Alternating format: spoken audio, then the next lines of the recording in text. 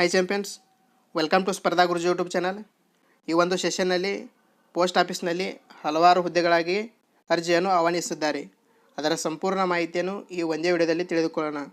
ಮೊದಲನೇದಾಗಿ ವಿಡಿಯೋದಲ್ಲಿ ಪೋಸ್ಟ್ಗಳು ಯಾವಿದೆ, ಅದೇ ರೀತಿ ನಮ್ಮ ಕರ್ನಾಟಕಕ್ಕೆ ಎಷ್ಟು ಮೀಸಲಾತಿ ಪೋಸ್ಟ್ಗಳಿವೆ ಮತ್ತು ಆನ್ಲೈನ್ ಅಪ್ಲಿಕೇಶನ್ ಡೇಟ್ ಯಾವಾಗ ಸ್ಟಾರ್ಟು, ಎಂಡ್ ಡೇಟ್ ಯಾವಾಗ, ಅದಾದ ನಂತರ ಎಜುಕೇಷನ್ ಕ್ವಾಲಿಫಿಕೇಷನ್ ಏನು ಮತ್ತು ಅರ್ಜಿಯನ್ನು ಅಪ್ಲೈ ಮಾಡಲು ಯಾವ್ಯಾವ ಡಾಕ್ಯುಮೆಂಟ್ ಬೇಕು, ಸಂಪೂರ್ಣ ಮಾಹಿತಿಯನ್ನು ಈ ಒಂದೇ ವಿಡಿಯೋದಲ್ಲಿ ತಿಳಿದುಕೊಳ್ಳೋಣ. ನೋಡಿ ಸ್ನೇಹಿತರೆ, ಮೊದಲನೇದಾಗಿ ಡಿಪಾರ್ಟ್ಮೆಂಟ್ ಆಫ್ ಪೋಸ್ಟ್ ಆಫೀಸ್ನಲ್ಲಿ ಅರ್ಜಿಯನ್ನು ಆಹ್ವಾನಿಸಿದ್ದಾರೆ. GDS ಗ್ರಾಮೀಣ ಡಾಕ್ ಸೇವಕ್ ಅಂತ ಆನ್ಲೈನಲ್ಲಿ ಅರ್ಜಿಯನ್ನು ಆಹ್ವಾನಿಸಿದ್ದಾರೆ. ಮೊದಲನೇದಾಗಿ ಯಾವ್ಯಾವ ಪೋಸ್ಟ್ ಇದಾವಂದರೆ ಗ್ರಾಮೀಣ ಡಾಕ್ ಸೇವಕ್ ಮತ್ತು ಬ್ರ್ಯಾಂಚ್ ಪೋಸ್ಟ್ ಮಾಸ್ಟರ್, ಅದಾದ ನಂತರ ಅಸಿಸ್ಟೆಂಟ್ ಬ್ರ್ಯಾಂಚ್ ಪೋಸ್ಟ್ ಮಾಸ್ಟರ್. ಈ ರೀತಿಯಾಗಿ 3 ಹುದ್ದೆಗಳಾಗಿ ಅರ್ಜಿಯನ್ನು ಆಹ್ವಾನಿಸಿದ್ದಾರೆ. ಟೋಟಲ್ ಪೋಸ್ಟು 21,000 ಚಿಲ್ಲರೆ ಪೋಸ್ಟ್ಗಳಿವೆ. ನೆಕ್ಸ್ಟು ಅಪ್ಲಿಕೇಶನ್ ಡೇಟ್ ಯಾವಾಗ ಸ್ಟಾರ್ಟ್ ಅಂದರೆ 10/2/2025ರಿಂದ 3/3/2025ರವರೆಗೆ ಅಪ್ಲಿಕೇಶನ್ ಹಾಕಲು ಟೈಮ್ ಇರುತ್ತದೆ. ಆನ್ಲೈನ್ ಪೇಮೆಂಟ್ ಮಾಡಬೇಕು. ಇದಾದ ನಂತರ ನಿಮ್ಮ ಡಾಕ್ಯುಮೆಂಟ್ ಹಾಕುವಾಗ ಸ್ಪೆಲ್ಲಿಂಗ್ ಮಿಸ್ಟೇಕ್ ಆಗಿರ್ಬೋದು, ಅದರ ಡಾಕ್ಯುಮೆಂಟ್ ಏನಾದರೆ ಅಪ್ಲೋಡ್ ಮಾಡಿದರೆ ನಿಮಗೆ ಎಡಿಟ್ ಅಥವಾ ಕರೆಕ್ಷನ್ಗಾಗಿ ಟೈಮ್ ಕೊಡ್ತಾರೆ. ಆ ಡೇಟ್ ಯಾವಾಗ ಅಂದರೆ 6/3/2025ರಿಂದ 8/3/2025. 2 ದಿನಗಳ ಕಾಲಾವಕಾಶ ಇರ್ತೈತಿ, ನೀವು ಅದನ್ನು ಎಡಿಟ್ ಮಾಡಬಹುದು.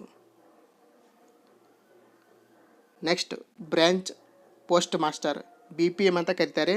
ಇದಕ್ಕೆ 10th ಕ್ವಾಲಿಫಿಕೇಷನನ್ನು ಇನ್ಕ್ಲೂಡ್ ಮಾಡ್ತಾರೆ. 10th ಮೆರಿಟ್ ಮೂಲಕ ಈ ಹುದ್ದೆಗೆ ಸೆಲೆಕ್ಷನ್ ಮಾಡ್ತಾರೆ. ಮೆರಿಟ್ ಲಿಸ್ಟ್ ಬಿಡ್ತಾರೆ 1:5. ಇಲ್ಲಿ ಸೆಲೆಕ್ಟ್ ಮಾಡಿದ ನಂತರ ಡಾಕ್ಯುಮೆಂಟ್ ವೆರಿಫಿಕೇಷನ್ ಆದ ನಂತರ ನೀವು ಫೈನಲ್ ಲಿಸ್ಟ್ನಲ್ಲಿ ರೆಡಿ ಆಗ್ತೀರಿ. ನಮ್ಮ ಕರ್ನಾಟಕದಲ್ಲಿ 1125 ಪೋಸ್ಟ್ಗಳು ಖಾಲಿ ಇವೆ. ಇವು ಜಿಲ್ಲೆ ವೈಸು ಸಪ್ರೇಟ್ ಆಗ್ತವೆ. ನಿಮಗೆ ಜಿಲ್ಲೆ ವೈಸು ಸಪ್ರೇಟ್ ಪೋಸ್ಟ್ ಬೇಕಂದರೆ ಕಮೆಂಟ್ ಮಾಡಿ, ನಾನು ನೆಕ್ಸ್ಟ್ ವಿಡಿಯೋದಲ್ಲಿ ನಿಮಗೆ ತಿಳಿಸಿಕೊಡ್ತೀನಿ. ಅದಾದ ನಂತರ 2ನೇ ಹುದ್ದೆ ಅಸಿಸ್ಟೆಂಟ್ ಬ್ರ್ಯಾಂಚ್ ಪೋಸ್ಟ್ ಮಾಸ್ಟರ್ ಅಂತ.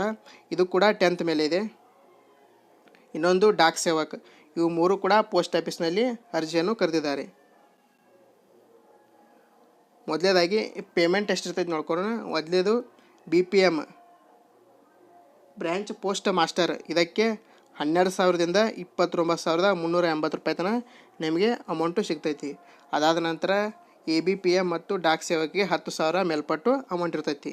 ಇನ್ನು ಏಜ್ ನೋಡೋದಾದರೆ ಮಿನಿಮಮ್ ಏಜು 18 ಮತ್ತು ಮ್ಯಾಕ್ಸಿಮಮ್ ಏಜು 40 ವರ್ಷ.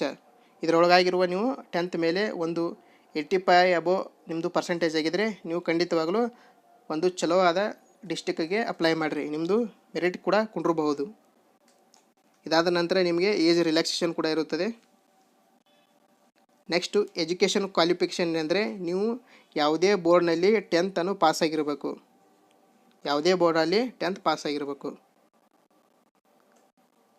ಇದಾದ ನಂತರ ನಿಮಗೆ ಇನ್ನೊಂದು ಅದರ್ ಕ್ವಾಲಿಫಿಕೇಷನ್ ಅಂತ 3 ಕ್ವಾಲಿಫಿಕೇಷನ್ ಇದ್ದಾವೆ.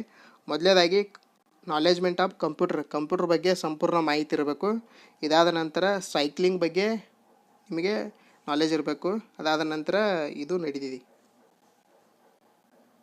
ನೆಕ್ಸ್ಟು ರಿಸರ್ವೇಷನ್ ಇರುತ್ತದೆ. ಯಾವ್ಯಾವ ಪೋಸ್ಟ್ ಅಂದರೆ SC ಆಗಿರ್ಬೋದು, ST ಆಗಿರ್ಬೋದು, OBC ಆಗಿರ್ಬೋದು, PWBD ಆಗಿರ್ಬೋದು, EWS ಆಗಿರ್ಬೋದು. ಈ ರೀತಿ ನಿಮ್ಮ ಯಾವ ಸರ್ಟಿಫಿಕೇಟ್ ಇರ್ತಾವೋ ಪೋಸ್ಟ್ ಯಾವ್ಯಾವ ಡಿಸ್ಟಿಕಲ್ಲಿ ಎಷ್ಟೆಷ್ಟು ಇರ್ತಾವೆ ನೋಡಿಕೊಂಡು ಅಪ್ಲೈ ಮಾಡಿರಿ. ಯಾವ ರೀತಿಯಾಗಿ ಅಪ್ಲೈ ಮಾಡಬೇಕಂದ್ರೆ ಈ ಒಂದು ವೆಬ್ಸೈಟ್ ಮುಖಾಂತರ ನೀವು ಅಪ್ಲೈ ಮಾಡಬೇಕು. ಈ ವೆಬ್ಸೈಟನ್ನು ನಾನು ಡಿಸ್ಕ್ರಿಪ್ಷನ್ನಲ್ಲಿ ಲಿಂಕ್ ಕೊಟ್ಟಿರ್ತೇನೆ. ಆ ಲಿಂಕನ್ನು ಕ್ಲಿಕ್ ಮಾಡಿದ ನಂತರ ಅಲ್ಲಿ ನೀವು ಹೋಗಿ ಡೈರೆಕ್ಟಾಗಿ ಅಪ್ಲೈ ಮಾಡಬಹುದು. ಇದಾದ ನಂತರ ನೀವು ಆ ಡಾಕ್ಯುಮೆಂಟ್ ಯಾವ್ಯಾವ ಅಂದರೆ ನಿಮ್ಮದು EWS ಇದ್ದರೆ EWS ನೀವು ಅರ್ಜಿ ಹಾಕೋಕ್ಕಿಂತ ಮೊದಲೇ ಡಾಕ್ಯುಮೆಂಟ್ ನೀವು ಪಡೆದುಕೊಂಡಿರಬೇಕು. OBC ಸರ್ಟಿಫಿಕೇಟ್ ಕೂಡ ಮೊದಲೇ ನಿಮ್ಮದು ಇಶ್ಯೂ ಡೇಟ್ ಇರಬೇಕು. ಇದಾದ ನಂತರ ಇದನ್ನು 10th ಬೇಸ್ ಮೇಲೆ 10th ಮೆರಿಟ್ ಲಿಸ್ಟ್ ಮೇಲೆ ನಿಮ್ಮನ್ನು ಆಯ್ಕೆ ಮಾಡ್ತಾರೆ.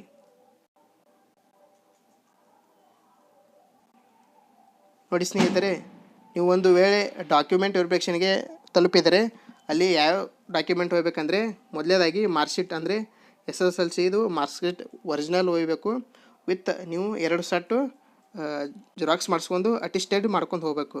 ಅದಾದ ನಂತರ ಒಂದು ID ಪ್ರೂಫ್ ಅಂದರೆ ಆಧಾರ್ ಕಾರ್ಡ್ ಒಯ್ಬೋದು. ಕಾಸ್ಟ್ ಸರ್ಟಿಫಿಕೇಟ್ ನೀವು OBC ಇದ್ದರೆ OBC, EWS ಇದ್ದರೆ EWS ಸರ್ಟಿಫಿಕೇಟ್ ಕೂಡ ಒಯ್ಯಬೇಕು. ಅದಾದ ನಂತರ ನೀವು date of birth proof SSLC ಅಥವಾ ಆಧಾರ್ ಕಾರ್ಡು ಈ ರೀತಿ ಮತ್ತು ಮೆಡಿಕಲ್ ಸರ್ಟಿಫಿಕೇಟ್ ಕೂಡ ಒಯ್ಯಬೇಕು. ಈ ರೀತಿಯಾಗಿ ನೀವು ಮಾರ್ಕ್ಸ್ ಕಾರ್ಡ್ ಅನ್ನು ನೆಕ್ಸ್ಟ್ ಡಾಕ್ಯುಮೆಂಟ್ ವೆರಿಫಿಕೇಷನ್ಗೆ ಆದಾಗ ಇವನ್ನು ಒಯ್ಯಬೇಕು. ಆವಾಗ ನಾವು ತಿಳಿಸ್ಕೊಡ್ತೇವೆ. ಅದಾದ ನಂತರ ನೀವು ಇಷ್ಟು ಮಾಡಿರಿ.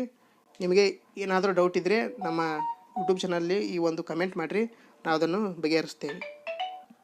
ನಿಮಗೇನಾದರೂ ಪ್ರತಿ ಜಿಲ್ಲೆಯಲ್ಲಿ ಎಷ್ಟು ಹುದ್ದೆಗಳು ಖಾಲಿ ಇದ್ದಾವೆ ಎಂಬುದನ್ನು ತಿಳಿದುಕೊಳ್ಳಲು ಅದರ ಲಿಸ್ಟ್ ಬೇಕಾದರೆ ನಮ್ಮ ಯೂಟ್ಯೂಬ್ ಚಾನಲಲ್ಲಿ ಕಮೆಂಟ್ ಮಾಡಿರಿ, ನಾವು ನಿಮಗೆ ಅದನ್ನು ಒದಗಿಸಿಕೊಡುತ್ತೇವೆ.